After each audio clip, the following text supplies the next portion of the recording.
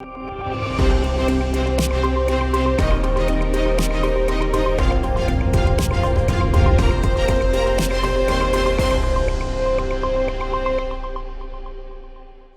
dicho antes, con nosotros está Jesús Martínez Salvador, que es el portavoz de Foro en el Ayuntamiento de Gijón. Ya han pasado otros portavoces, pasarán otros, y estamos haciendo esta ronda, bueno, pues en el fondo en torno al asunto, como ustedes han visto, de la estación intermodal, pero a caballo con los portavoces pues hablamos de otras cosas, todo de actualidad. Muy buenas noches, señor Martínez Salvador, bienvenido a La Lupa. Buenas noches, un placer estar aquí de nuevo. Para nosotros lo mismo. Bueno, ¿qué le parece este proceso que llevamos de desescalada, con las fases, todo esto?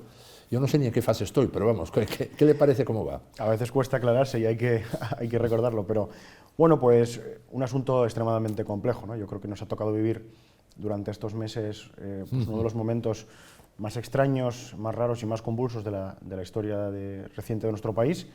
Y por tanto, bueno, pues donde no tienes precedentes, no tienes dónde comparar, a veces, bueno, pues otros países, pero evidentemente cada país también es diferente. Y bueno, pues no vamos a decir ni mucho menos que se haya hecho las cosas bien, porque creemos que ha habido muchos fallos, pero tampoco creemos que sea ahora mismo el momento en el que cuando un país está parado, cuando hay millones de personas en un ERTE, cuando están muriendo miles de personas, cuando las familias no pueden ni siquiera despedir a sus seres queridos, no creemos que sea el momento, ¿no?, de estar pues haciendo una crítica política que al final lo que busca no tiene por qué ser el interés general, sino que son intereses partidistas. Y yo creo que bueno, es el momento de estar todos unidos, y al menos nosotros, desde el ámbito municipal, en el ayuntamiento, es lo que hemos intentado. Vamos a ver, en cosas concretas, ahora que estamos ya, bueno, podemos andar por ahí, ¿no? El confinamiento ya en realidad no existe, la famosa distancia social que nos evita de la enfermedad. Yo, dicho así, que me gusta decir las cosas por su nombre, los jóvenes, y no les vengo a acusar porque cada uno vive distinta perspectiva, la pandemia, a un joven no le pasa nada en general o casi nada. Bueno, pues la distancia social no existe, o sea, son afectivos, en locales conocidísimos de Gijón, de terraza, están en grupos cuando hay sofás así, todos juntos como si fuera el banquillo de un partido de fútbol. ¿Qué le parece todo esto, el cumplimiento de estas cosas? Bueno, quizá el colectivo juvenil pues a lo mejor sea el más reacio, ¿no?, a acogerse a estas normas, quizá que, bueno, pues que restringe la libertad individual, pero no creo que sea un problema solo de los jóvenes. Al final hemos vivido estos meses cuando nos decían que la mascarilla no valía para nada, luego era imprescindible, luego recomendable, luego obligatoria en determinadas circunstancias. Bueno, pues al final la gente, ante tanta diversidad de criterios, pues tampoco acaba de tenerlo muy claro. Si desde el primer momento hubiéramos dicho, oiga, la mascarilla, por favor, que se la ponga todo el mundo, sobre todo para salir a la calle, sobre todo para estar en espacios cerrados y sobre todo para estar cerca de otras personas, pues a lo mejor hubiéramos sido más conscientes. Pero bueno, por lo menos afortunadamente estamos viendo que, aislando por supuesto el desgraciado incidente del Begoña, pues del Carmen, perdón, los 19... Sí, 19 infectados. Los 19 infectados del otro día, exceptuando ese caso, bueno, pues las cosas van moderadamente bien en nuestra región. ¿Qué va a pasar con las playas al final? Ya vimos ahora, pero claro, cogió un domingo de niebla, etcétera. Pero cuando ya, julio, agosto, ¿cómo va a pasar? ¿Va a haber, pues, fiarnos de la suerte? ¿Va a haber, cuando haya marea alta, aglomeraciones? ¿Se va a ir a estos sistemas de control que nos dijo aquí la alcaldesa en primicia un día? Bueno, complicados de hacer, pero bueno, era la idea del equipo de gobierno. Bueno, nosotros, al igual en el tema de la gestión de las playas, como en otros muchos asuntos que han sido importantes durante estas semanas, hemos intentado siempre ser proactivos y siempre lanzar medidas y propuestas desde el momento en que éramos conscientes de que existía esa necesidad. Lo hicimos con las medidas económicas, antes incluso de que se decretara el estado de alarma, y también lo hicimos con las playas, cuando además el ayuntamiento no llegó con el protocolo establecido al día que era necesario tenerlo redactado para poder decretar la apertura. Y nosotros propusimos que fueran auxiliares de la policía local. En los años precedentes, con gobiernos de Foro, siempre se contrataban auxiliares de policía durante el verano para ayudar pues, donde hay mucha aglomeración de tráfico, pues, por ejemplo en el entorno de la feria, donde había mucha masificación de personas, y creíamos que era una buena gestión, por ejemplo, una buena medida para gestionar las playas. El gobierno ha decidido que sea a través de un contrato con los serenos y que se contraten a unos acomodadores que van a ir ubicando, ¿no?, a la gente en la playa. Pues hombre, 30 acomodadores, teniendo en cuenta que tenemos 3 playas urbanas con mucha extensión de terreno, pues quizá días con marea baja y días donde haga una buena climatología, pues puede que sea complicado de gestionar. lo iremos viendo. Desde luego es algo novedoso, es algo que no se ha conocido y hay bastante incertidumbre. Si algo nos gusta a los gijoneses en verano es ir a las playas y en cuanto haya un rayo de sol la gente va a acudir, ¿no? Con lo cual, bueno, pues a priori se nos antoja un tema que va a ser complicado de gestionar. ¿Usted cree que va a haber un rebrote? ¿Piensa que eso es que es algo con lo que hay que estar pendiente día a día, porque no va a ser siempre un proceso lineal a la baja, no va a ser todo buenas noticias? Bueno, el otro día, como usted decía antes, no tuvimos precisamente una buena noticia con los 19 infectados, fuimos la tercera provincia que tuvo más ese día. Pero, ¿cómo lo ve? ¿Cree que va a ser un proceso más o menos lineal, sin sobresaltos, o que seguro que vamos a tener momentos difíciles? Pues yo la verdad es que no lo sé. No lo sabe. No lo sé. Creo que si no lo saben ni siquiera en el Gobierno de España, con todos los miles de técnicos de todos los ministerios que tienen detrás asesorándoles, pues aquí humildemente no tengo una bola de cristal. Espero que no, evidentemente, apelo siempre a la responsabilidad individual y a que hayamos aprendido de lo que hemos vivido durante este periodo para que si desgraciadamente volvamos a tener un rebrote, pues podamos no cometer errores que se han cometido durante estas semanas. Desde luego, como digo, no lo puedo saber, pero espero por supuesto que no. ¿Qué le parece sobre este asunto? Lo último que le preguntar, la polémica de los muertos. Oficialmente 27.000 y pico, estamos en 27.000 y pico ya desde hace 3 semanas. El Instituto Nacional de Estadística, que no creo que sea peligroso ente de entrar en política, bueno, pues son estadísticos que están ahí, una posición del Estado. Bueno, pues echan unas cuentas en las que uno deduce inmediatamente que habiendo 120.000 muertes y otros años 70.000 o 69.000 o 71.000, bueno, pues que estaríamos ahora sobre 48.000 muertes. ¿Qué le parece esta polémica que yo no la encuentro en otros países digamos, tan chocante, con tanta diferencia en cifras? Hombre, pues es preocupante, desde luego, ¿no? Estamos hablando de vidas de muchas miles de personas. No es un tema baladí, desde luego, con el que se pueda jugar ni con el que se pueda estar utilizando ningún tacticismo. Yo no tengo no tengo la respuesta, no sé cuál es la cifra de muertes achacables a la pandemia del coronavirus en nuestro país, pero desde luego debería de existir los mecanismos que nos permitan conocer esa realidad. Y si no es ahora, habrá que investigarlo para poder esclarecerlo. Como decimos, un desfase de muchas miles de personas es un tema extremadamente preocupante, no es ni mucho menos una cuestión menor. Vamos a entrar en la estación de Moreda. ¿Usted lo esperaba el cambio? Sí. Yo ¿Y por qué? En una entrevista que concedía al Comercio, el diario de esta casa, en el mes de octubre, lo dije y era un presagio que desgraciadamente se ha cumplido, ¿no? Y es que estamos viviendo un episodio de manipulación política de primer grado. Pero lo primero, ¿por qué lo esperaba? Pues porque todos los pasos que se habían dado hasta ese momento hacían indicar que el PSOE quería volver a su plan, porque el PSOE no lleva bien que se hagan planes que no son los suyos, ¿no? Y más cuando se han hecho encima como hay que hacerlos, uniendo a todos los grupos políticos y uniendo a la sociedad civil, algo que ellos no han sabido hacer.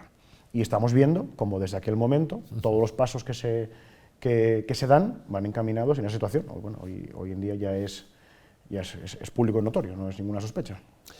Bien, quería preguntar por la centralidad, que fue un asunto muy puesto encima de la mesa cuando se lanzó el proyecto del Museo del Ferrocarril. La experiencia de este programa, pasaron por aquí estos últimos días Aurelio Martín, pasó el presidente de la Federación de Vecinos, de Asociaciones de Vecinos de la Zona Urbana, el señor Cañete, y pasó ayer el señor Sarasola. Los tres relativizaron claramente lo de la centralidad, que no es así, que estamos en un trayecto que lo importante es que pasa por ahí el metrotren, las otras estaciones, no importa. ¿Usted qué le parece que sigue siendo importante? ¿Le parece que sigue hablando la centralidad? ¿Estaba en torno al Museo del Ferrocarril? La centralidad es uno de los 3 pilares sobre los que se firmó el convenio del Plan de Vías: intermodalidad, soterramiento y centralidad.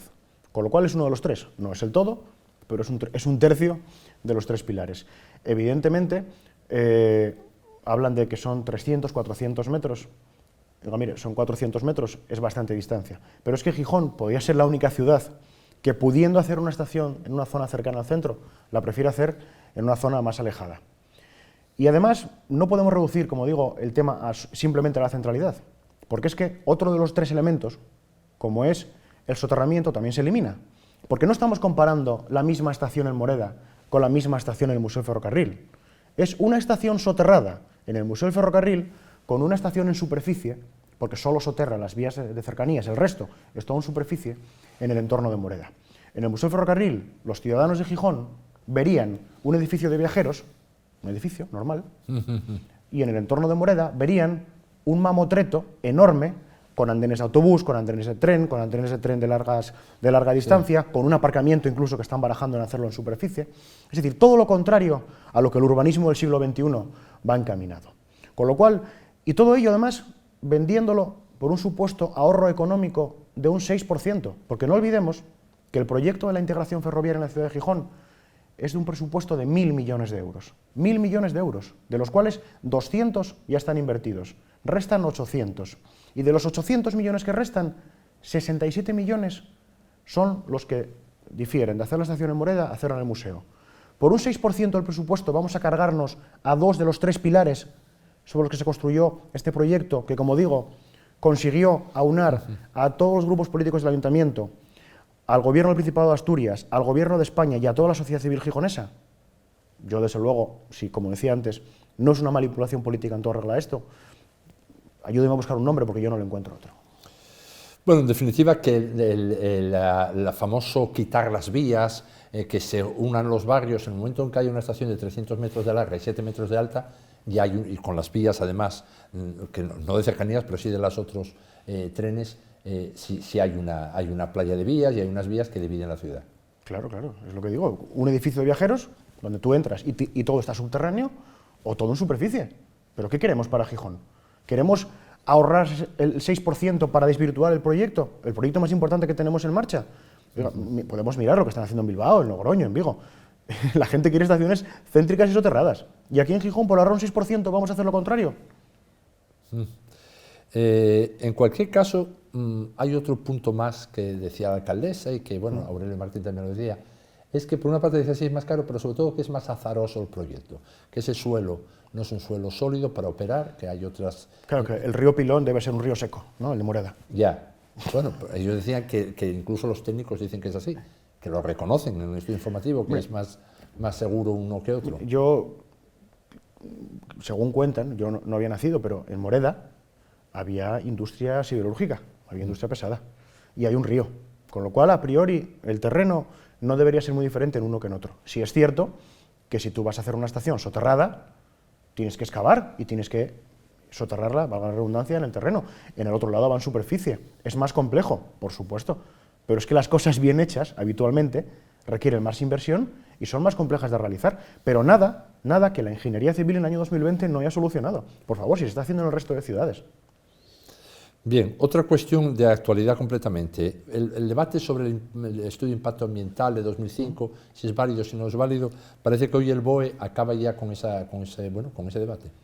Bueno, a nosotros, la verdad, nos da mucho miedo, ¿no?, abrir el melón que ha decidido abrir el Gobierno. Si yo a usted le digo que trámites ambientales en infraestructuras importantes para Gijón que se hayan hecho mal en el pasado, ¿cómo han acabado? Han acabado mal. Tenemos dos ejemplos clarísimos. Tenemos una depuradora en la zona este de la ciudad que no se puede poner en funcionamiento. Estamos vertiendo al mar las aguas residuales de 150.000 personas porque alguien tramitó mal ambientalmente una declaración de este tipo. Y tenemos otro ejemplo, con una regasificadora que supuso una inversión de casi 400 millones de euros al otro lado de Gijón, en el puerto del Musel, que tampoco está en funcionamiento porque alguien también tramitó mal la declaración de impacto ambiental. ¿De verdad que vamos a volver a caer en el mismo error? ¿De verdad que vamos a coger una declaración de impacto ambiental del año 2006, de hace 14 años? Mire que no han cambiado cosas en 14 años en declaraciones de impacto ambiental. Todos los trámites son totalmente diferentes. Ha habido 2 leyes posteriores que han cambiado las condiciones. ¿De verdad que vamos a intentar agarrarnos a que hay un técnico en Madrid que dice que puede que sea vigente para que arriesgarnos a que nos paralicen este proyecto? Cuando además la diferencia de tiempo, que esto es muy importante, entre aprobar la nueva declaración de impacto ambiental que se nutre de la información del estudio informativo que se ha aprobado, que se ha publicado hoy su aprobación inicial, son meses. Son meses. Hay un mes de exposición pública, 6 meses para enviar el resultado de la información pública a Madrid y 3 meses Madrid para aprobar la declaración de impacto ambiental. Agotando los plazos, son 10 meses. ¿Vamos de verdad a sumir a Gijón en un mar de incertidumbres con este proyecto por ahorrar 10 meses? 10 meses es mucho menos que el retraso que ha tenido este estudio informativo, que se adjudicó en mayo de 2008 y que han tardado 24 meses en redactarlo cuando tenían que haberlo hecho en 12. Eso ya es un gobierno, o sea, un retraso que se ha hecho íntegramente bajo el gobierno del PSOE en España. Bueno, lo cierto es que estudios de impacto ambiental de 10 meses son relampagueantes. Casi todo el mundo baraja año y medio, 2 años. Que no va a ser en 10 meses, que no los hacen en 10 meses. Podría ser, pero no suele ser. Pero es que el estudio de impacto ambiental se nutre de la información elaborada por estos 24 meses. Sí, o sea, ya llevamos 24 meses. Sí. Ya llevamos 24 meses, porque ese informe, el estudio informativo, que son más de 4.000 páginas, una parte importantísima del informe es precisamente el estudio de impacto ambiental. Ya se ha hecho ese trabajo para las 2 estaciones, para comparar las 2 ubicaciones. En cambio, no. En cambio, quieren tirar eso y coger el de hace 14 años. Bueno, que 14 años, si le sale bien, es que no es ni un día. Ya está hecho. Si sale bien, si nadie lo tumba en los tribunales, el estudio de hace 14 años ya está hecho, ya es... No, por supuesto, y si lo hubieran hecho en 2006 ya tendríamos la estación hace 10 años, pero la realidad es la que es. No, hombre, pero quiero decir que el estudio ya está hecho, no hay... Es evidente que es un ahorro de tiempo, claro, ya está hecho. Sí, ya está hecho, pero, insisto, por ahorrar 10 meses nos vamos a meter en una gran incertidumbre jurídica. Yo, desde luego, no quise... Vamos, me parece una temeridad. Me parece una temeridad. Bueno, tanto que no hay nadie que todavía ha sido capaz de ponerle una firma a ese hecho. Se ha pedido a Abogacía del Estado que lo certifique y de momento nadie se atreve a ponerle firma. Bueno, no sé si nadie se atreve o todo va tan lento en la trámite administrativo que todavía no echaron la firma. Que hay una pequeña diferencia entre una cuestión y otra. Lo cierto es que el retraso del Estado, yo creo que no va en torno, hasta ahora, del Gobierno Central, no va en el estudio, va en la galvana con la que vieron el proyecto, el equipo de Ábalos. Es así, es la primera manera de aguar la propuesta del Museo del Ferrocarril es tardar en hacer lo que te toca hacer. Esa es la mejor manera de perder el tiempo ya. Había 12 meses para presentar este estudio preliminar y han tardado 24 meses. Por eso. La conclusión sabemos cuál es. La estación es perfectamente viable, su construcción en los 2 emplazamientos. Y además, el presupuesto de hacer la estación en los 2 emplazamientos está dentro de los límites que marca el convenio. Con lo cual, con el convenio en la mano, no se puede modificar la ubicación de la estación. Hay que romper el convenio o modificarlo.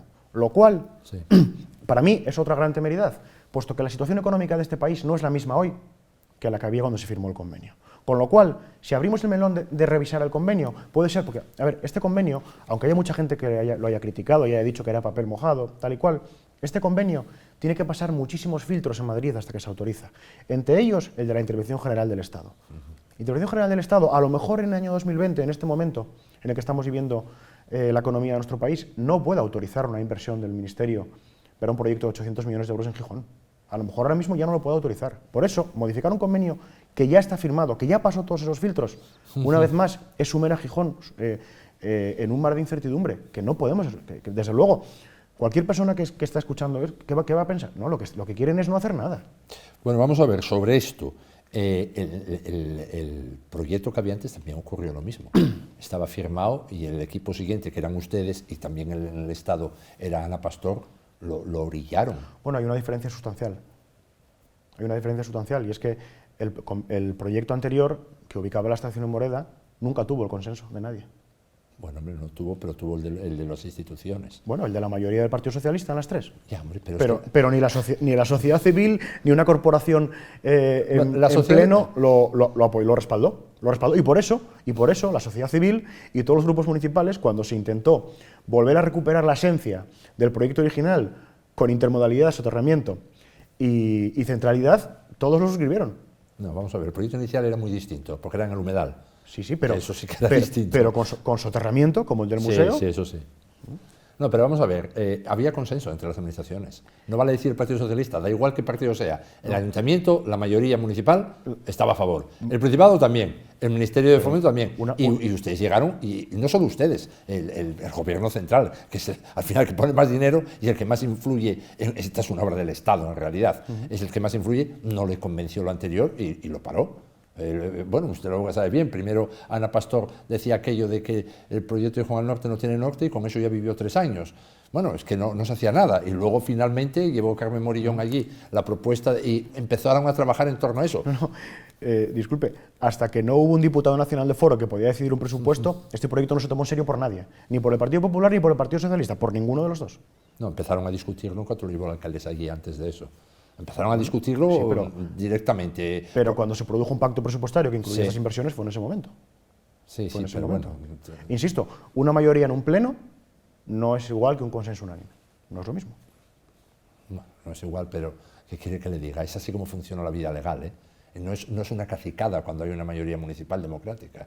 No es lo mismo que si el 100% apoya, pero no digamos, es que esta es un subterfugio de la democracia, ¿no? No nos gustará o nos gustará, pero en realidad tienen una posición que ya lo tuvo más veces el Partido Socialista, que es el apoyo de las 3 administraciones, que es un poco no, seguro con lo que trabaja la actual alcaldesa. Dice, este debate sobre el apoyo se ventila enseguida en la sociedad Gijón al Norte, en cuanto se vote, porque lo van a apoyar. Y porque además el resto de administraciones, sobre todo en Madrid, pues usted, imagínese, unos señores en Madrid decidiendo la estación que tiene que tener Gijón. Pues dirán, pues hombre, a priori lo que Gijón quieran, pero después la más sencilla. ¿Para qué vamos a entrar en diseño? La más sencilla. Y en Gijón, los que somos de Gijón y estamos en Gijón, queremos lo mejor para Gijón. Aquí la cuestión está, el otro día lo planteaba Aurelio Martín, nada más empezar la entrevista, la cuestión está en si en estos tiempos, como él decía, del COVID-19, bueno, la situación económica en que estamos, si un proyecto de 814 millones se va a llevar a cabo en Gijón o en ningún caso se va a llevar a cabo, gobierne quien gobierne. Bueno, entonces, ese 6% no será lo que lo va a decidir. No, él mismo decía que había que ir a un proyecto todavía más barato, por supuesto, que el de Moreda. Mire, el presupuesto de inversión del Ministerio de Fomento anual es de 10.000 millones de euros. Sí. Bueno, yo creo que ya nos toca en Gijón, que alguna vez que se deposite la confianza en un proyecto nuestro. Ayer decía yo aquí, y me sirve esto que usted está diciendo, que si había de 4.000 o 5.000 millones el próximo presupuesto del Estado para inversiones, es evidente que no va a haber 10.000 millones el año que viene. Es que es evidente, porque gasto en sanidad, por gasto en lo otro, por la deuda enorme del Estado, no va a haber. Aunque sean 5.000 millones, el plan de vías de Gijón se va a pagar si todo sale como está previsto, porque si no se consigue esa financiación, probablemente no se pueda hacer nada. Está previsto devolverlo mediante un préstamo al Banco Europeo de Inversiones de 25 a 30 años. Sí.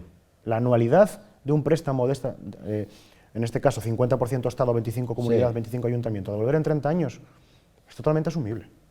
Totalmente asumible. No hay que descontar los 800 millones porque ya lo sé, del presupuesto del año que viene. Claro. Lo que pasa es que en ese BEI va muchos más proyectos españoles. Sí, bueno, no somos aquí nosotros los únicos. No, pero bueno, cuando llevamos 18 años esperando, digo yo que... Sí. Pero ¿van a quitar la inversión de Gijón o van a quitar la de Bilbao? Ya, vamos a ver, usted ya lo sabe perfectamente. Yo digo lo real de la política. Si tuviéramos un debate de partidos, esto sería distinto, cómo se articula. La realidad, si uno mira, y yo, bueno, es que vuelvo a decir siempre el argumento de autoridad de la edad. Yo tengo memoria, siempre, y lo tengo dicho aquí a principales políticos de la región, cuando uno mira la historia, ve que las inversiones en infraestructuras no dependen ni de partidos ni de voluntad política, dependen sobre todo de la coyuntura económica. ¿Qué pasó en la crisis de 2008? Estaba ya hecho... En 2009 se acabaron de hacer los túneles a la Valente Pajares. ¿Qué pasó desde entonces? Que parece que lo más complicado es eso que se puede decir vulgarmente como amueblar el túnel. Es lo más complicado, llevamos 10 años. Y así ocurre siempre. Nos guste o no nos guste, el dinero se va a recortar ahí. Bueno, oye, a mí me encantaría que fuera lo contrario, entre otras cosas, porque daría empleo para Gijón, además de todo, como usted dice, anualmente, pero bueno, es una inversión muy grande y además que es un cambio para la ciudad, sin duda, pero... Bueno, lo cierto es que el asunto puede quedar parado y viene parado ya de hace 10 años. ¿Le parece que para la opinión pública gijonesa va a reaccionar ante un intento de prolongar ante la realidad si no avanza esto? Bueno, es que la realidad es que el poder plantear a la sociedad gijonesa el cambiar la ubicación de la estación en este momento, pues evidentemente la ciudadanía gijonesa y la asturiana y la española no está pensando ahora mismo en ninguna estación de tren, está pensando en salir de esta situación, está pensando en solventar una crisis sanitaria, donde, como hemos hablado, han muerto miles de personas, en salir de un ERTE para poder recuperar su trabajo, está pensando en otras muchas cosas antes que en cambiar la estación. Por tanto, esta maniobra, pues no sé si ha sido fruto de alguna estrategia política de alguien, pero desde luego no debería de sacarse nunca en este momento. ¿Ve usted aliados aquí con el PSOE partido gobernante, aparte de Izquierda Unida, que está en el equipo de gobierno, ve otros aliados aquí en Gijón por lo que se está diciendo estos últimos... Yo lo que veo y lo que interpreto, y me gustaría que fuera así porque es la realidad, es que el resto de partidos de la oposición y también la sociedad civil, porque recordamos que desde que salió públicamente la intención de cambiar la estación, desde el gobierno, la alcaldesa ha convocado todos los consejos de distrito de la zona y ayer culminó con la convocatoria del Consejo Social.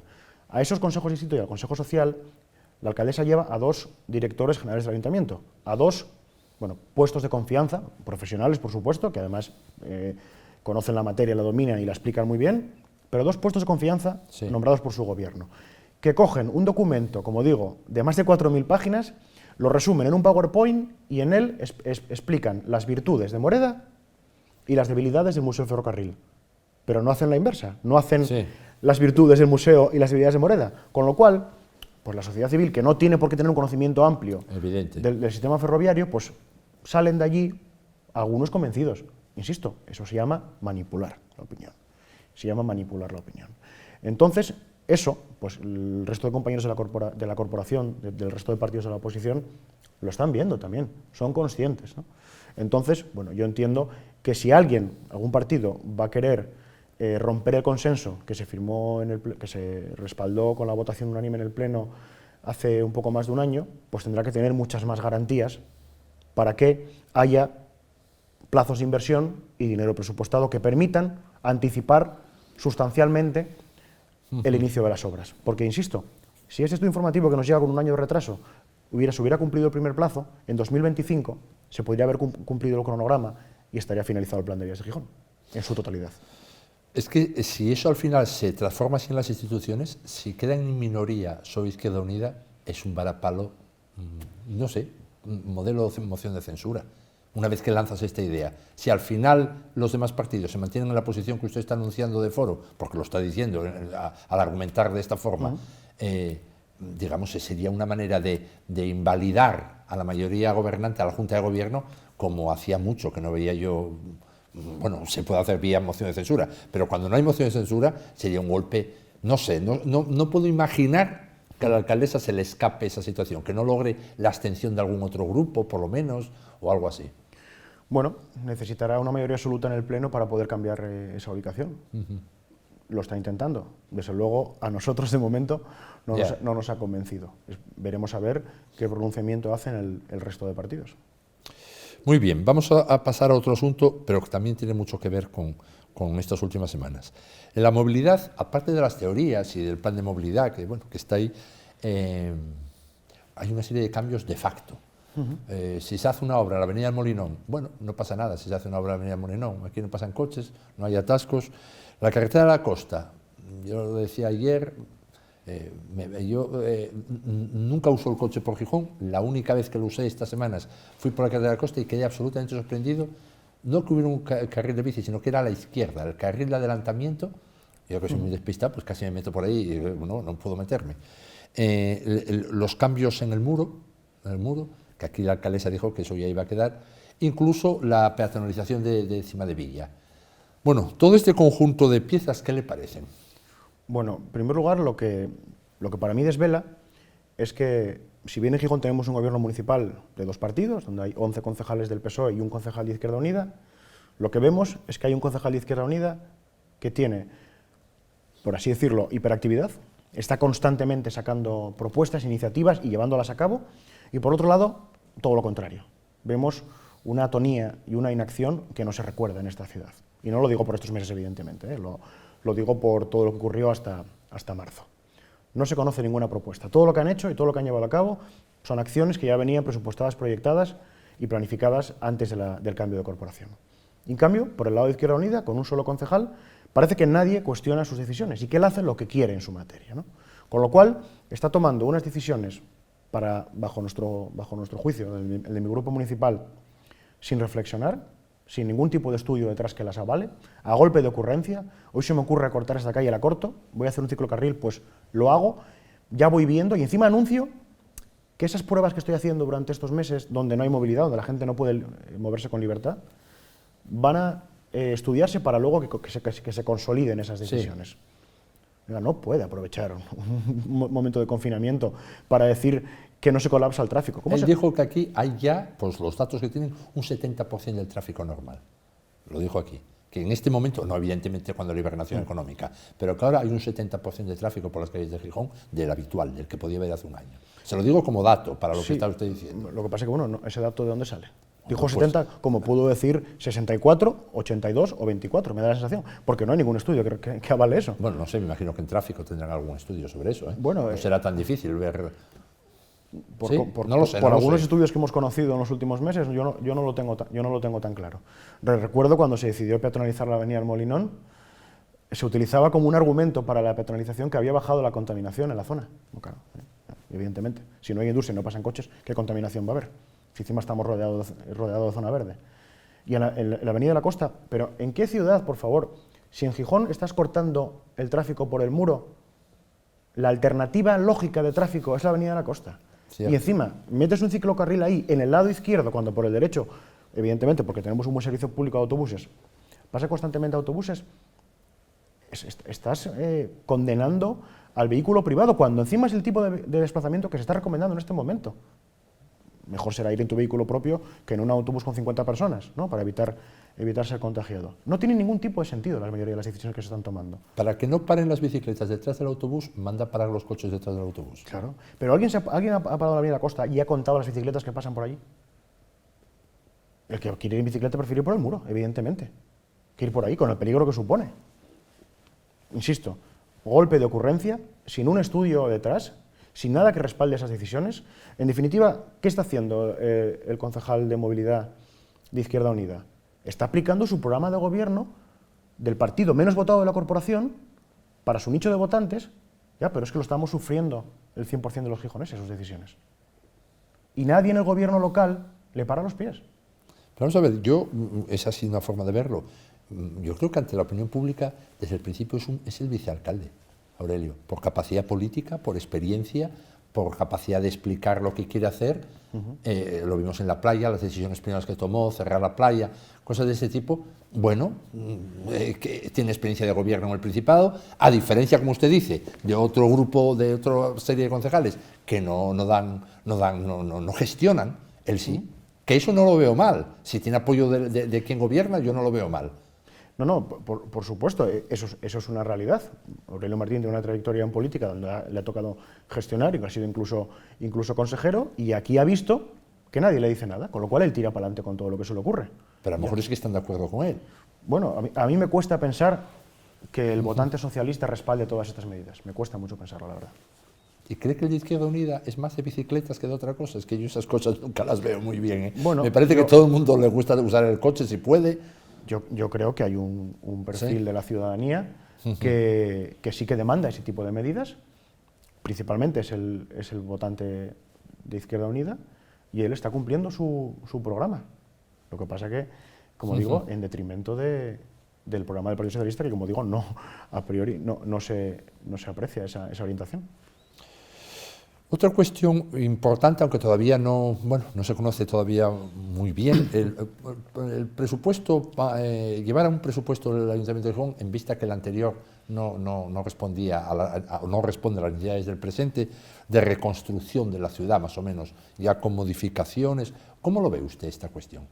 Bueno, yo creo que es necesario. Y aquí, pues es importante destacar que el Plan Económico y Social, que ha sido el primer gran movimiento presupuestario del Ayuntamiento, donde se han incorporado modificaciones por valor de más de 8 millones de euros,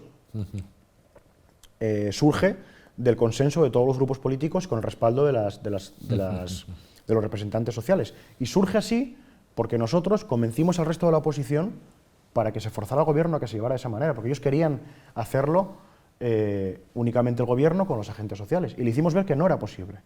Y gracias a eso, el gobierno, ante la postura unánime de toda la oposición, lo llevó, reunió la Junta de Portavoces varias veces para consensuar ese plan económico y social, y la consecuencia ha sido que se aprobó por unanimidad en el Pleno hace una semana, que es lo que la gente espera de nosotros. ¿Y el ciudadano qué espera de los políticos? Que se unan y que trabajen y que remen juntos.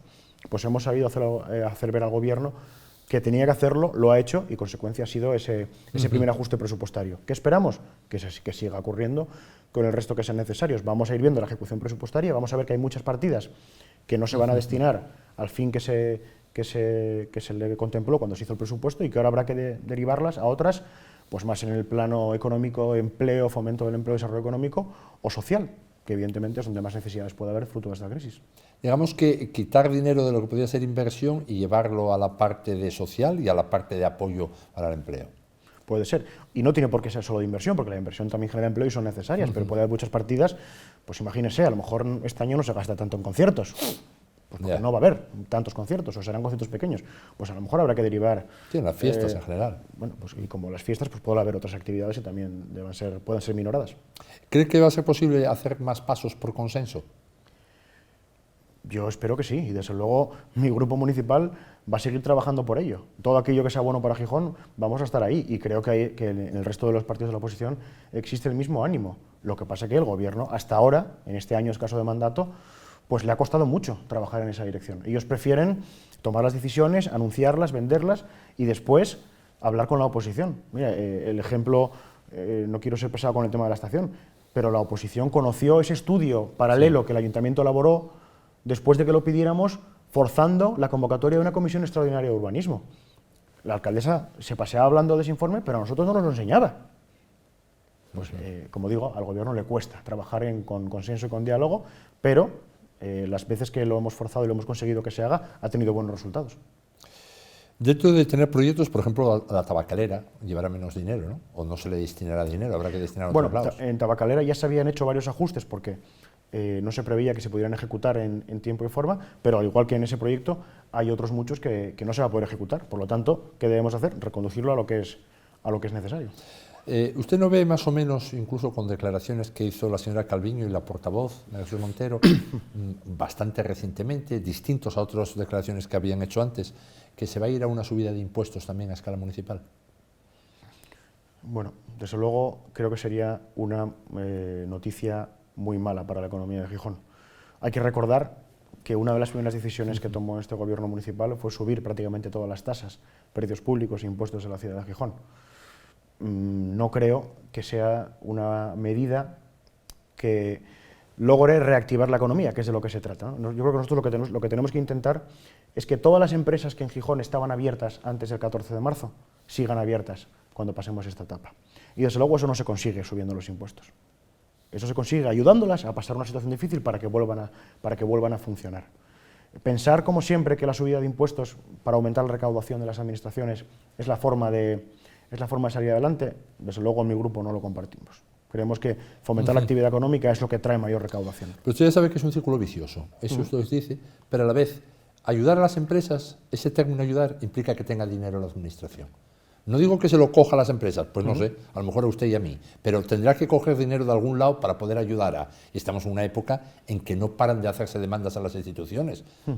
Auxilio desde la construcción, el comercio, la hostelería, el turismo, todo el mundo, incluso perentoriamente. O se aprueba un plan ahora o esto es una catástrofe. Pero el principio de buena gestión es hacer más con lo mismo.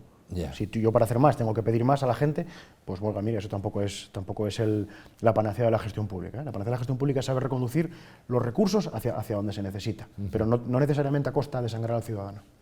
¿Que no va a hacer falta? ¿Usted cree que no va a hacer falta pedir más? Yo creo que en Gijón no es necesaria una subida de impuestos. Evidentemente no tengo la misma información en otras administraciones como para poder hacer esa misma aseveración, pero en Gijón, desde luego que no. ¿Qué balance hace de este primer año? Que lo nombró varias veces el año este del gobierno socialista y enseguida además entró Izquierda Unida en él. Bueno, pues por hacer un resumen conciso, yo creo que, por desgracia, ha vuelto a Gijón la peor cara del PSOE, el PSOE que no dialoga, el PSOE que no busca negociar, el PSOE que quiere aplicar un rodillo como si de una mayoría absoluta se tratara cuando no la tiene. Creo que el año está claramente marcado en dos etapas. Una primera etapa donde pues, se tomaron decisiones bajo nuestro juicio erróneas, como decía esa subida de todos los impuestos, tasas y precios públicos, y donde además se hicieron muchísimos anuncios, pues, yo qué sé, se anunció un plan de barrios, se anunció un montón de inversiones, pero no se ha hecho ninguna. Es más, ni siquiera en el presupuesto aparecen muchas de ellas. ni inversiones en instalaciones deportivas, ni inversiones en colegios. Usted recordará, hasta hace muy poco se invertían 1 millón de euros al año en mejorar los colegios de Gijón, se invertía mucho dinero en las instalaciones deportivas, pues ahora no hemos visto nada de eso. Y una segunda parte del año que, bueno, pues se ha visto marcada por esta situación de la pandemia generada por el coronavirus, donde el Gobierno ha tomado medidas. Nosotros, como digo, hemos ido por delante, hemos hecho muchas propuestas que se han acabado llevando a cabo, se han terminado implantando y, pues, como también decía antes, hemos forzado al Gobierno a poder negociar ese plan económico y social, que creemos que fruto de esa negociación es un plan mejor. Vamos a ver, aquí hay un asunto recurrente. Ayer me pasaba igual con el portavoz de Ciudadanos, con el señor Sarasola. Los portavoces de la oposición ven que sea positiva la gestión de un gobierno si la acuerda con ellos, lo cual puede ser así o para nada, porque puede tener un gobierno cualquiera, puede tener muy buenas ideas y si las logra llevar a cabo, bien para la ciudad, al margen de que uno apoya. Yo recordaba que el señor Sarasola, por seguir el ejemplo, cuando ustedes gobernaban, a mí en entrevistas aquí, la crítica que le hacía a Foro era que no consensuaba, pero una vez, otra vez, es casi su crítica era esta. La misma ayer hacía al PSOE, la misma. Entonces, no sé cómo decir, parece un enfoque subjetivo. Los gobiernos siempre piensan que es que la oposición no quiere, y las oposiciones les parece que el gobierno tira para adelante y que no miran para nadie. Esto no, entre ustedes da para mucho debate, pero no sé si esto llega a la ciudadanía, si se puede asumir que no se hacen cosas, y eso se ve si no se hacen. Pero esto otro, de que pactó o no pactó conmigo, ¿qué quiere que le diga? Es más de consumo de clase política. Lo primero que tengo que decir es que hay que recordar que Ciudadanos sigue haciendo la oposición a Foro, aunque gobierne el PSOE. A mí me gustaría ver que Ciudadanos hace la misma oposición al PSOE que le hacía Foro, pero no es una realidad. ¿Y por qué dice eso de que le hace oposición a Foro hoy día? Sí, porque todas las comunicaciones que hacen aprovechan para hablar mal de la gestión del gobierno anterior, en vez de hacer oposición al gobierno actual. No sé, supongo que será alguna estrategia partidista que yo no alcanzo a ver, pero bueno, ellos sabrán por qué lo hacen. Yo lo que creo, sinceramente, es que cualquier decisión que se tome en el pleno del ayuntamiento, cualquier decisión importante para la ciudad, cuanto mayor respaldo tenga, es una decisión mejor. ¿Por qué? Porque más parte de la ciudadanía gijonesa está representada en esa decisión. Si usted lo decía, un gobierno puede tener muy buenas ideas y, bajo mi opinión, la realidad no está siendo así. Y le pongo ejemplos. Esas modificaciones presupuestarias de 8 millones de euros que se aprobaban el otro día incluyen muchas propuestas que hemos incorporado a los grupos de la oposición y que van dirigidas a colectivos que el gobierno no había tenido en cuenta. Y por tanto, el plan global es mejor porque llega a más parte de la ciudadanía. Y es más, le voy a decir una cosa. Nosotros estamos haciendo una oposición abierta, que tiende la mano, abierta al diálogo, siempre pensando en lo mejor para la ciudad. Y se resume con un dato muy claro. Yo creo que hemos votado ya más veces a favor modificaciones presupuestarias del Gobierno en este año escaso de mandato que las que pudo apoyar el PSOE en los 8 años anteriores con Gobierno de Foro. Y ahí es donde se muestra, con datos, que un partido está dispuesto a negociar, por supuesto, sin renunciar a tener crítica política y hacer un control al Gobierno férreo, un control riguroso, porque es nuestra obligación y para eso los ciudadanos nos colocaron en ese lugar, pero también a buscar acuerdos, y lo estamos demostrando. Como digo, en un año, más apoyos al Gobierno que los que recibimos nosotros del PSOE en los 8 anteriores. Perdón. Bueno, es que yo creo que es conocido que los 2 portavoces que hubo del Partido Socialista, mientras los 8 años que gobernó Carmen Morillón, no digirieron muy bien el cambio de la alcaldía.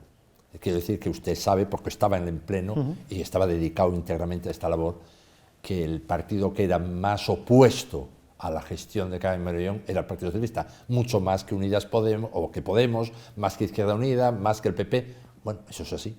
Sí, y en este punto yo me acuerdo, por ejemplo, que el Partido Socialista presentó 51 enmiendas al Plan General de Ordenación, de las 51, Foro le aprobó 50 y votaron en contra. Bueno, nosotros no somos así, ni estamos actuando así. Sin embargo, por ejemplo, dice usted el plan de barrios que habían anunciado. Bueno, sin embargo, ellos, por ejemplo, sacan a relucir que el plan de fachadas de ustedes, que era la obra principal de inversión, que quedó totalmente estancada, con un montón de expedientes ahí que están apilados, etcétera, etcétera. Hay una realidad, y es que hubo más expedientes solicitados que las posibilidades económicas que el ayuntamiento tenía para conceder subvenciones. Aún así, el ayuntamiento invirtió en fachadas de muro y de barrios degradados a un ritmo de 8 o 10 millones de euros anuales. Eso no se conoció en Gijón hasta que vino Foro. Antes se mejoraba la fachada del muro. El resto, los barrios no existían para el gobierno. Con Foro se mejoraron las fachadas de los barrios. Es cierto que hubo más solicitudes de lo que el ayuntamiento podía conceder. En parte limitado porque Pedro Sánchez, en contra de lo que dijo, no retiró ni levantó el techo de gasto a los ayuntamientos, con lo cual el ayuntamiento no podía gastar más de un determinado nivel. Sí. Y más de 10 millones comprometía el resto de los servicios públicos que el ayuntamiento presta. El PSOE prometió que iba a solucionar ese atasco de las subvenciones y la realidad es que no ha hecho nada por ello. Es decir, se han seguido concediendo paulatinamente subvenciones igual que antes. De hecho, creo que no han superado en el 19 al ritmo del 18. Hablando de cantidades que quedaron ahí atascadas, superadas por las demandas, la renta social es otra historia que pasó lo mismo. Yo le diría, ahora que está este ingreso mínimo vital, ¿ustedes son partidarios de que se mantenga la renta social en Gijón, de que no se mantenga? Nosotros creemos que la renta social fue un buen programa y es más necesaria que nunca en este momento. Y explico por qué. Es un programa que va dirigido a adquirir bienes de primera necesidad, no cualquier otra cosa, bienes de primera necesidad y además que sean adquiridos en el comercio local, que también necesita de una ayuda en estos momentos. Y es más, prueba de ello es que, según hemos sabido, varias comunidades autónomas españolas se han puesto en contacto con la Dirección General de Comercio del Principado para pedirle las bases de la renta social de Gijón, porque las quieren implementar en sus regiones. Con lo cual, bueno, pues no es algo que yo diga aquí, sino que ha suscitado interés en otras comunidades autónomas de España y creemos que es otra medida que el gobierno, pues como nació en una época en la que no eran ellos los que gobernaban, pues no le quiere dar continuidad. Pero desde luego, desde el sector del comercio y desde, bueno, pues yo creo que un amplio espectro de la sociedad se demanda. Pero ahora está el ingreso mínimo vital, que va a afectar a más de 1 millón de familias. ¿No lo sustituye un poco? Ya tenemos el salario social del Principado, ahora el ingreso mínimo vital se va a complementar con el salario social. Bueno, son ayudas complementarias entre sí, no tiene por qué ser sustitutiva una de la otra. Desde luego, si el gobierno va a destinar muchos millones de euros a ese ingreso mínimo vital, pues podrá restar solicitantes de la renta social, pero en cualquier caso, Gijón nunca se ha caracterizado por dejar de lado a las personas que lo están pasando mal, ni esperar a que otras administraciones vengan a solucionar los problemas de Gijón. Siempre se ha caracterizado por tener programas propios, ¿no? Prueba de ello es que tenemos una fundación de servicios sociales con un presupuesto muy importante. Qué complicado es en una región como la nuestra, con el desarrollo económico, tener 3 ayudas de ese tipo y venderlo muy bien a la población. Bueno, es que lo que haría falta es un trabajo de coordinación y que hubiera una solicitud única, luego cada administración asumirá una parte, pero usted imagínese para una persona que lo está pasando tremendamente mal económicamente, en la cantidad de formularios, de papeleos, de vueltas que tiene que dar a unas oficinas, a otras, a presentar documentación muchas veces repetida. Oiga, ¿por qué? Si ya lo he presentado, ¿por qué no se ponen ustedes de acuerdo? ¿Por qué no se coordinan, no? Bueno, eso es un poco la idea, que el ingreso mínimo vital se complemente ya con el salario de las regiones, el salario social. Bueno, para acabar la entrevista quería hacer unas cuantas preguntas sobre un asunto que venía de atrás, pero surgió con mucha fuerza hace unos días. Álvarez Cascos, yo siempre digo fundador de Foro, aunque hubo ahí unos fundadores nominales, pero todo el mundo sabe que es el partido que creó Foro, el partido que creó Álvarez Cascos. Aparece tras una auditoría hecha por la firma Baciero, al menos así lo comunicó la comisión directiva de Foro, que cobró 1 millón en sueldos, 1 millón, digamos, sueldos que no estaban regulados, y por otra parte que gastó gastos particulares, pues más o menos, diríamos, en cuentas del partido, no sé si exactamente así, unos 230.000 euros. ¿Qué le parece esto? Bueno, pues yo formo parte de esa comisión directiva regional de Foro. Esa comisión directiva fue la que acordó que se elaborara una auditoría de las cuentas, porque mira, la verdad es que cuando la comisión directiva se renovó a raíz del Congreso en el que salió elegida presidenta Carmen Morillón, bueno, pues eso fue una etapa previa a las elecciones. Evidentemente nos centramos, sobre todo la presidenta, pero todos los que estamos de alguna manera con ella, en recuperar el partido, en patear todos los municipios, en conseguir candidatos, en elaborar listas, en presentarlos a las elecciones de la mejor manera posible y quizá, bueno, pues no se estuvo tan encima del tema económico, ¿no? Pero la realidad es que nos presentamos a las elecciones y algunos compañeros de Foro, entre los que yo me incluyo, pues tuvimos incluso que conceder un crédito al partido para poder presentarnos, porque no teníamos dinero para imprimir las papeletas que se mandan a la gente a sus domicilios. a todo el mundo le gusta que llegue su papeleta a casa. Pues no teníamos dinero ni para ello, entonces tuvimos que conceder un crédito al partido para poder presentarnos a las elecciones. Pasan las elecciones y resulta que no tenemos dinero ni para pagar a los proveedores. Se elabora hacer una auditoría y se ve que a la vez que ocurre todo esto, pues hay una persona que estaba cobrando un sueldo digno de un directivo del IBEX 35. Bueno, pues yo creo que estamos haciendo lo que corresponde. Tenemos que recuperar la credibilidad de los asturianos, una credibilidad que se ha perdido, y para recuperar esa credibilidad, este paso era necesario que se diera. Es un paso doloroso, evidentemente no es grato tener que tomar esta decisión, pero creemos que no hay otra solución. Y por eso, pues nuestra comisión directiva así lo decidió, se ha puesto la auditoría, el resultado de la misma, al servicio del servicio jurídico de Foro, que tomará la decisión que considere oportuna, si considera que eso tiene que presentarse, en este caso, ante el juzgado.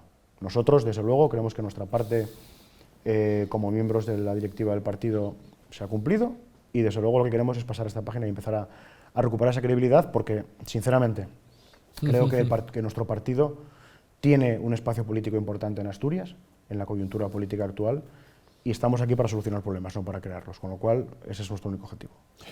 Usted estaba en la rueda de prensa cuando se expuso todo esto, después de una reunión de la comisión directiva. Yo la escuché en un audio entera la rueda de prensa. Estaba la presidenta, el secretario general. En ningún momento, dicen, tienen los datos, le hace preguntas los medios de comunicación, le hace preguntas esta casa. ¿Ustedes tienen sospechas? No tienen sospechas. Pónganos ejemplos, nada más que ponemos un ejemplo. Bueno, un piso en Madrid que se alquilaba, que se tenía como sede, que la presidenta dice que era desconocido por todo el mundo, y que ese piso pues habían sido de una sociedad que habían sido administradores únicos sucesivamente, Álvarez Cascos y María Porto. Bueno, todo lo demás, en ese momento, al público, la forma de llegarle, incluso en la información del periódico, llega porque al margen de ahí los periodistas recaban información. A mí me sorprendió. Yo vi bastantes, y usted también, vio unas cuantas veces que un partido presenta cuestiones de corrupción, por decirlo así, de miembros de su partido, y es mucho más descarnada la presentación de los datos. Está ahí la auditoría, decidirán los abogados, como usted acaba de decir. Yo no conozco que un abogado decida por un partido. Una cosa es que le asesore, pero la decisión la toma la dirección. No va a ser un abogado el que decide querellarse contra una persona. Bueno, cada partido, evidentemente, será de una manera distinta. Nosotros en Foro siempre nos hemos considerado distintos a los demás, y de hecho nacimos para ser diferentes a otros partidos, con lo cual a mí eso no me parece que sea algo malo en este caso. Y esos abogados son los abogados del partido, son servicios jurídicos del propio partido, que pues valorarán la auditoría y se decidirá si hay que acudir a alguna instancia o no. Insisto, se ha hablado del caso de la sede. Bueno, yo esa sede no la conocí, por ejemplo. Sé que hubo una sede en Madrid unos meses que se abrió cuando las elecciones, pero esta es otra. Bueno, pues se decidirá, insisto, no va más el tema. O sea, se ha hecho un estudio, hay muchas cosas que se desconocían, creemos que, bueno, pues bajo nuestro juicio no son éticas, y seguirá su curso si los servicios jurídicos lo deciden. Usted no tiene ninguna opinión formada sobre qué cree que habría que hacer con Álvarez Cascos, como directivo de Foro, que es usted. No tiene una opinión formada. No.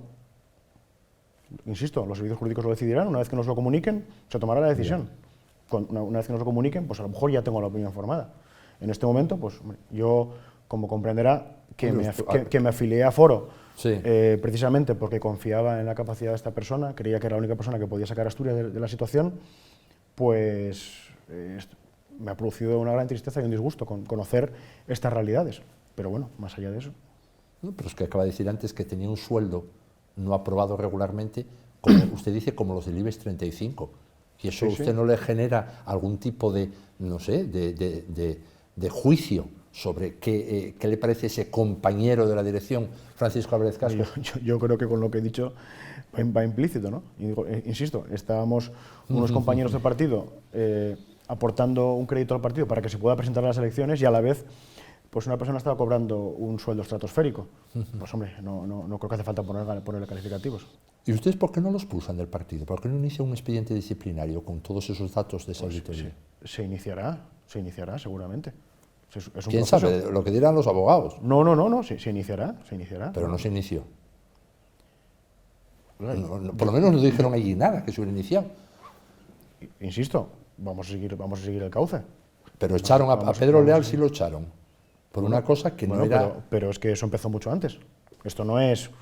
Bueno, tal como cuentan mira, los datos... Aquí hay un comité estatutario de garantías que se reúne periódicamente y que tiene que documentar y elaborar bajo fundamentos jurídicos todas y cada una de las decisiones. Esto no es nos reunimos, vamos, no, las cosas para hacerlas bien hay que hacerlas con rigor y con los tiempos necesarios. El caso particular al que ha hecho referencia de Pedro Leal comenzó antes en el tiempo y finalizó antes. Ahora pues tocará este otro. No vayamos a anticipar algo que no ha ocurrido, ni tampoco hacer lo contrario, iremos viendo. Hombre, un portavoz de la dirección ya decía en otoño que este señor había cogido dinero y tenía que pedir perdón y devolverlo.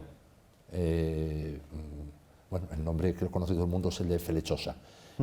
Lo decía públicamente, o sea que ya era conocido en otoño. Lo que pasa es que se encargó, me parece que era el 4 de diciembre, una auditoría y ahora ya se conoce el resultado de la auditoría. Eso es lo nuevo, el resultado de la auditoría. Pero vamos, no es que ustedes tuvieran muchas dudas sobre la relación de Cascos con los gastos y con los ingresos, porque si no, un miembro de directiva no diría esas cosas. Yo digo todo por lo que leo en el periódico. Sí, sí. Para mí, bueno, no voy a decir, me guío por lo que dice en el periódico. Y me sorprende que ustedes no hayan dado, cuando surge el caso Villa, directamente, el día que sabe que se acogió la amnistía fiscal, el SOMA por un lado y el PSOE por otro, lo expulsan preventivamente ya del partido. Cuando surge el caso Río Pedre, lo mismo, a la tarde sale el secretario general y dice que estos señores quedan suspendidos de militancia. Me sorprende como lector y aficionado a la política y seguidor de ello, que no tome una dirección hasta que los abogados, me imagino que vía penal, digo yo, porque no sé, a lo mejor los abogados no ven nada, entonces Foro no hace nada. No sé, me sorprende mucho todo, la reacción. Yo estoy con usted en que primero la sorpresa es esos comportamientos, los supuestos comportamientos. Pero luego me sorprende la forma de actuar Foro de cara a la opinión pública porque crea confusión. Más la cantidad de juicios, y le paso la palabra, la cantidad de juicios que también planteó Álvarez Cascos sobre los directivos de Foro, entre otros sobre Flechosa, etcétera, etcétera. Luego hay un maridaje de yo te mando un juicio, yo a ti también. No sé, muy raro todo. Bueno, yo insisto en que todas las actuaciones llevan un proceso, nosotros encargamos esa auditoría, sacó unas conclusiones, hace menos de una semana que nos reunimos para conocerlas, es decir, hasta hace una semana yo no conocía esa auditoría. Hoy hizo una semana. Hoy hace una semana, con lo cual hasta hace una semana yo no lo sabía y se ha puesto en los servicios jurídicos que probablemente decidan que haya que emprender un camino judicial. ¿A usted a eso le parece poco? Bueno, yo creo que es seguir un proceso lógico de los hechos. A lo mejor la próxima vez que usted y yo nos podamos ver en este plató podemos hablar de más cosas, pero a día de hoy no hay más, con lo cual yo tampoco puedo adelantar ningún acontecimiento ni descartarlo, ni una cosa ni la otra. Pero asume que es porque ustedes son diferentes a otros partidos, porque usted se remite a otros partidos en estos casos. Una cosa es la vía judicial, que tiene su paso, pero la vía directa dentro de un partido se toma. Bueno, le quería preguntar, a colación de algo que ha dicho Cascos en torno a esto y que es político, completamente. Le califica a la actual directiva de Foro como muleta o felpudo del PSOE. ¿Qué le parece esto a usted? Pues hombre, si ve esta entrevista no puedo decir eso, desde luego, por lo menos, de mí no. No, pues mira, no, sinceramente no lo comparto para nada. Lo que yo creo que un partido político tiene que hacer es ser útil, aportar algo. Desde luego un partido político que se dedica a decir que no a todo, pues no tiene ningún sentido de ser, porque no mejora la situación en la que está. En este caso, pues Foro en el Principado de Asturias, pues estableció negociaciones presupuestarias con el Partido Socialista, con el Gobierno. El Gobierno incorporó propuestas de Foro, es decir, negoció con Foro algunas propuestas en vez de negociarlas, por ejemplo, con Podemos, e incluso se consiguieron inversiones para municipios asturianos donde Foro gobierna y necesitaba el Principado para sacar adelante proyectos. Ese es el sentido y el fin de un partido político. Todo lo contrario es una línea política que desde luego nosotros no compartimos. E insisto, hasta desde el Grupo Municipal de Gijón, siendo críticos y contundentes con la gestión del Gobierno de Ana González en este caso, seguimos tendiendo la mano constantemente para llevar a cabo negociaciones y pactos que sean buenos para Gijón. Y el día que no pensemos así, desde luego yo creo que mejor estamos en otro sitio que dedicándonos a decir que no a todo y a destruir. sea que digamos que con acuerdos como estos que hubo regionales, que a mí me parece que fueron bastante baratos, lo que le pidió Foro, puede tener Barbón los siguientes 3 presupuestos el apoyo de Foro, más o menos puede. No tiene por qué. No tiene por si qué. le da el apoyo, les da unas cosas que piden para municipios, como esta vez. Veremos lo que se negocia con el PSOE para los próximos presupuestos. Bueno, y desde luego, Foro nunca va a dar su apoyo a cambio de nada. Siempre será a cambio de unas demandas que para nosotros son importantes, que estén recogidas en nuestro programa electoral, y no dudo que mi compañero en la Junta, Adrián Pumares, sabrá negociarlo duramente y hacer valer esos acuerdos para en este caso, para Asturias, para el porvenir de nuestra región. ¿De quién está más cerca ahora Foro? No digo en Gijón, porque no es porque le esté usted entrevistando, además, usted me conoce y sabe que no lo digo porque le esté entrevistando a usted. Tiene una posición muy nítida, Foro en el Ayuntamiento de Gijón. Tiene una posición muy nítida. En otras instituciones como el Principado no es así, no es igual de nítida. Bueno, a unos les gustará una cosa u otra, eso es al margen. Pero la posición de ustedes no creo que entre dentro de eso de la muleta, no creo que lo pudiera referir al Ayuntamiento de Gijón. Entonces, por eso le digo, fuera del Ayuntamiento de Gijón, a escala asturiana, ¿de quién está más cerca a Foro, del PP o del PSOE hoy día? Foro, como así lo recogen nuestros estatutos, y como yo siempre he defendido, y como además creo que se puede definir a Foro analizando los 8 años de gobierno en Gijón, Foro está en el centro político. Ya, como Ciudadanos. Pero nosotros pudiendo demostrarlo, porque hemos gobernado. Ciudadanos de momento se dedica a decir una cosa, a veces otra, a veces la contraria, o según sople el viento. Nosotros lo hemos demostrado, porque hemos gobernado 8 años en Gijón, donde cuando llegamos nos llamaban la extrema derecha, íbamos a privatizarlo todo, y no solo no privatizamos nada, sino que mejoramos la gestión de todas las empresas. Es más, mejoramos los ingresos del ayuntamiento sin subir un impuesto, es más, bajándolos. Y es más, subimos un 50% la inversión en servicios sociales respecto a cuando gobernaba la izquierda en Gijón. Y eso lo hizo Foro en Gijón. No lo hizo un gobierno del cambio, ni de Izquierda Unida, ni de Podemos. Lo hizo Foro. Entonces, si eso no es centro, pues que me lo expliquen a mí qué es el centro entonces. Pero, como digo, lo decimos desde la gestión convencida de 8 años de gobierno en el Ayuntamiento de Gijón. Otros, como digo, lo dicen más bien en función de la meteorología. Bueno, lo digo porque ustedes han ido en alianza en elecciones generales con el Partido Popular. O sea, que tiene que haber una cierta cercanía para formar una coalición. Una alianza con el Partido Popular refrendada en un pacto de la coalición con unos compromisos de inversión en Asturias. ¿Y podrían ir así con el PSOE en una candidatura? Refrendados con unos compromisos, ¿podrían ir en una candidatura con el PSOE en caso que el PSOE les tendiera la mano a hacer este tipo de candidatura? Ojalá el PSOE estuviera haciendo esas inversiones que comprometía el pacto de la coalición del PP con Foro en Asturias y no estuviera pactando con Bildu, con Podemos o con Esquerra Republicana de Cataluña. Ojalá fuera. Ojalá fuera eso una realidad. Por supuesto, pero quiero decirle que ustedes están abiertos a ir en coalición con uno o con otro, sin ningún problema. Bueno, yo no tengo la autorización para decir si podríamos ir en coalición con el PSOE. Lo que sí le puedo decir es que ojalá se pudiera firmar un pacto, porque desde luego querría decir que el PSOE por primera vez confiaría en Asturias y querría invertir aquí algo que es palpable y demostrable que hasta ahora no ha ocurrido.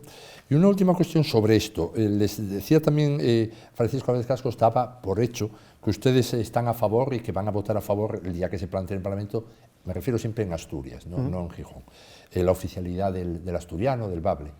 ¿Es así? ¿Ustedes ven factible el apoyo a la oficialidad en las instituciones? Hombre, yo sí recuerdo que Álvarez Cascos apoyaba la oficialidad hace unos pocos años. Hay noticias de prensa que así lo pueden certificar. Desde luego, la comisión directiva de Foro, la directiva del partido, no muestra ningún cambio respecto a la oficialidad del asturiano. Nuestros programas electorales así lo dicen. Foro no apoya la oficialidad del asturiano. Y podría estudiar el caso si hubiera un consenso político y social en Asturias tan amplio que lo estuviera demandando, algo que en la realidad no existe. Con lo cual, no hay ningún cambio. Hacer esas aseveraciones lo que buscan es manipular a la opinión pública, pero desde luego no tiene ningún fundamento real. Foro es un partido asturiano y tiene gente que defiende la oficialidad del asturiano y mucha gente que no la defiende. Pero bueno, que en un partido haya militantes que tengan opiniones diversas sobre temas, no creo que sea ni mucho menos algo negativo. ¿Usted no estaría cómodo con la oficialidad? ¿O sí? No, o para todo le vale, o le vale sí y no a la vez. No digo porque, no sé. A ver. Yo se lo explico. Yo respaldo, más estoy fervientemente convencido de lo que dice nuestro programa electoral. No se da en Asturias una circunstancia en la cual hay un apoyo para la oficialidad y yo, sinceramente, no creo que ahora mismo, ni ahora mismo ni en un futuro, sea lo que necesite. Sí es cierto que creo que el asturiano, como una seña de identidad de nuestra cultura, no debería de perderse, creo que se debe fomentar su uso, pero desde luego no creo que eso tenga que pasar por la oficialidad de la lengua, ¿no? Bueno, pues muy bien, don Jesús. Hicimos un repaso bien largo a todo, también a esto que era tema absoluto de actualidad puramente política, porque es así, porque la semana pasada es imposible, viniendo usted aquí, portavoz, no habláramos de esto, aunque no es un tema evidentemente municipal. Le agradecemos su presencia, la manera como nos ha dado explicaciones de todo, y bueno, pues siempre es bueno cuando incluso se sale de gobierno, que haya otras personas al frente, aunque usted estaba en el gobierno, pues bueno, porque rejuvenecen. Usted se ve que estrena este año, este mandato, el cargo de portavoz, y las 2 o 3 veces que ha venido aquí, así se le ha notado. Mucha suerte en el futuro y bueno, que logre salir todo lo que sea positivo para Gijón. Ojalá entre ustedes y más gente lo lleven a cabo. Muchas gracias, desde luego trabajaremos porque así sea, y un placer estar aquí en La Lupa una noche más. Para nosotros también. Bien, pues nosotros ahora acabamos el programa con la opinión de uno de nuestros tertulianos, en este caso de José Manuel Balbuena. Terminamos el programa, volvemos el martes, como siempre, detrás de la actualidad. Muy buenas noches hasta entonces.